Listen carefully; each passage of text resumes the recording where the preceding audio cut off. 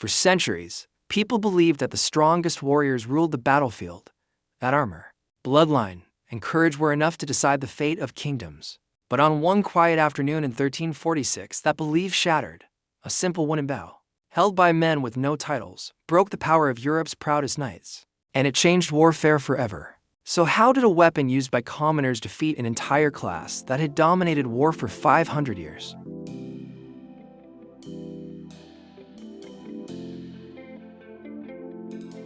Hey, I'm Mike. Welcome back to the channel where we uncover the hidden forces shaping history. Power and money, every video here reveals something most people never notice. If you love discovering the truths others overlook, make sure to like, share, and subscribe. August 26, 1346. On a muddy slope near the village of Crécy, two armies looked at each other across a ruined field. The French army was larger, richer, and filled with the greatest nobles in Europe. The English army was smaller, hungry, and tired from weeks of marching. Yet only one side understood how much the world had already changed. The French believed victory was a matter of honor and bloodline. Generations of knights had grown up knowing their charge was unstoppable. Their armor cost more than many villages earned in years, and their horses were trained like living weapons. To them, the English archers waiting on the hill were nothing more than peasants with sticks. But sometimes the simplest tools reveal the biggest truth. The English had positioned themselves on a slope, where the ground rose gently and narrowed the path of attack. They placed archers in angled lines, creating overlapping fields of fire that formed a silent V-shaped trap. Their knights stood on foot beside them, breaking centuries of tradition. This was not a battlefield chosen for glory. It was chosen for mathematics. The night before the battle, the English camp was calm. Archers rubbed beeswax on their bowstrings to protect them from rain and sharpen their arrows by the order and discipline contrasted sharply with the chaos in the French camp, where nobles argued loudly over who deserved the honor of leading the charge. Even their king struggled to control them. Pride was already guiding the French more than strategy. A storm rolled in early that afternoon. Rain hammered the field and soaked the French march. The English calmly removed their bowstrings and protected them under their cloaks. But the French crossbowmen, the Genos, had no such protection. But history often turns on small details. When the rain stopped, the French king tried to delay the attack. His army was exhausted, soaked, and standing in mud that dragged at their boots. But the nobles refused to wait. Glory was slipping away. They surged forward on their own, breaking formation before the battle even began. Sometimes the first mistake is believing you cannot lose. The Genos advanced first. Their heavy crossbows, weakened by wet strings, couldn't reach the English lines. Their first volley fell short, silent and harmless. Then the English replied, and the sound, witnesses said, was like a tear opening in the sky. 5,000 longbows fired at once. Arrows rained down in a black cloud, falling faster than anything the Genos could reload. Men dropped in waves. Some pierced through armor joints, others struck before they could raise their shields. Within minutes, the Genos began to flee. But running was the most dangerous decision of all. French cavalry crashed into their retreating allies. Knights saw fear as dishonor, and dishonor is something that deserved punishment. They cut down their own mercenaries in frustration, clearing the way for their charge. The battlefield became a deadly circle, arrows in front, armored hooves behind. The first lesson of Crécy was brutal. Pride destroys faster than any enemy. Then came the French knights. Thousands of armored riders charged uphill, pushing through mud, bodies, and fallen horses. The longbows didn't need to pierce every chest plate. They only needed to strike the horses.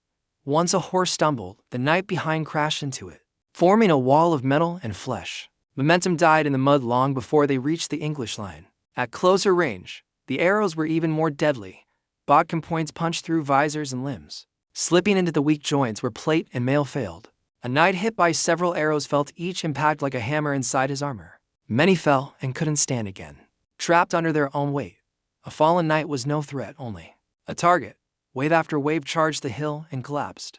The rain had turned the field into a trap the French hadn't prepared for. Knights slipped, drowned in mud, or were crushed by riders behind them.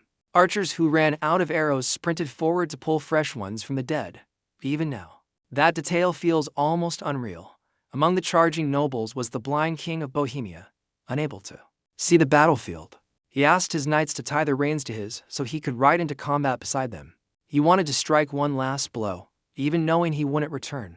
They found him later with his sword still in his hand, tied to the men who guided him, a symbol of courage.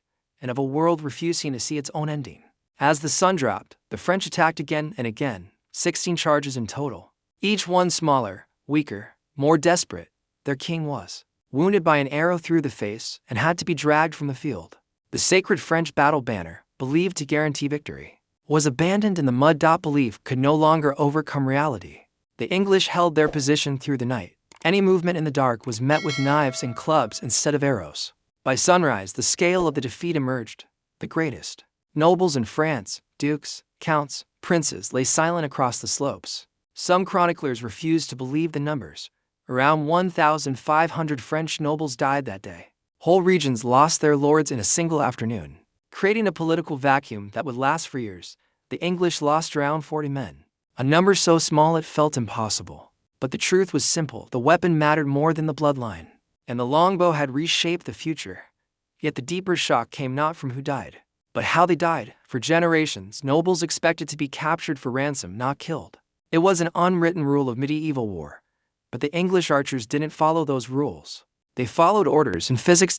Crécy proved that nobility could end with a single arrow just as easily as a sword. And here lies the greatest irony. Crécy didn't only change warfare. It exposed a deeper truth about power. For centuries, rulers believed wealth and heritage made systems unbreakable. Crécy revealed that power survives only when it adapts. The French knights had every advantage except the willingness to evolve, and that missing ingredient turned strength into weakness. Victory also exposed the unseen machinery behind war. English longbowmen weren't random peasants. They were the result of decades of national policy. English law required archery practice from childhood. The battle wasn't won on a slope in France. It was won in fields and villages years before the first arrow flew. Strategy had moved from bloodlines to preparation.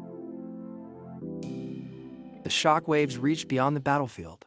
If a commoner with a simple bow could defeat a noble with 1,000 ancestors, the entire social order was threatened. Kings realized they needed skilled soldiers, not just titled warriors. The old idea of noble dominance began to crack. Crécy quietly planted seeds that would grow into future revolutions. Even the church took notice. Chroniclers wrote that the slaughter of knights felt like the turning of God's favor.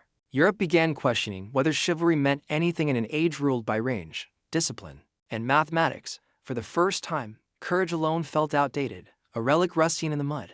A new world was beginning to form. Even today, the field at Crécy looks ordinary. Grass grows over the slopes where armor once glimmered. A small monument marks the place where Europe changed direction. Few visitors stop to read it, but that quiet field still shapes how armies fight and how power works. Because Crécy was not just a battle. It was a reminder that courage cannot overcome mathematics, that tradition cannot stop technology, and that even the strongest systems fall when they refuse to see change coming. And that's the story. One more piece of the puzzle connecting history, money, and power. If this gave you a new way to look at the world, make sure to like, share, and subscribe. It helps more than you think. I'm Mike, and I'll see you in the next video.